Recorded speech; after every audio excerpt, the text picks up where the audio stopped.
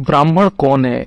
जैसे जन्म से कोई ब्राह्मण नहीं होता है। वेद शास्त्र में इसकी इतना अच्छा व्याख्या है जिसको हम आज जाति कहते हैं। जाति, जन्म इति जाति, अर्थात कौन सा शरीर लेके आत्मा जन्म लिया है, कौन सा योनि में जन्म लिया है। जाति मतलब वो मनुष्य जाति का है या पशु जाति का है, कीट पतंग जाति का है, इस हिसाब से जाति निर्धारण होता है। हम जो आज के समाज में देखते हैं कि ब्राह्मण, वैश्य, शूद्र, ये इसके बारे में कभी नहीं बताया गया है। सबका जन्म तो एक ही टाइप का होता है। माँ के पेट से सारे पशु भी जन्म लेता है, मनुष्य भी जन्म लेता है, सारे योनि माँ के पेट से ही जन्म लेते हैं।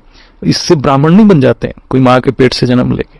ब्राह्मण तभी बनता है जब उसमें वो विवेक जागृत होता है, आत्मा अनात्मा का ज्ञान जागृत हो जाता है, परमात्मा का ज्ञान जागृत होता है, तभी वो ब्राह्मण बनता है। मतलब ब्रह्म का जो अनुभूति, जो बुद्धि विवेक में जब ब्रह्म का जो अनुभूति जागृत हो जाता है, विवेक जागृत हो जाता है, तभी वो ब्राह्मण कहलाता है। जो माँ जी वाणी में भी बताते हैं कि जब तक बेहद की आत्मा तब तक नहीं बनता जब तक वो परमपिता परमात्मा ऑलमाइटी अथॉरिटी को ज्ञान से पहचान नहीं लेता है।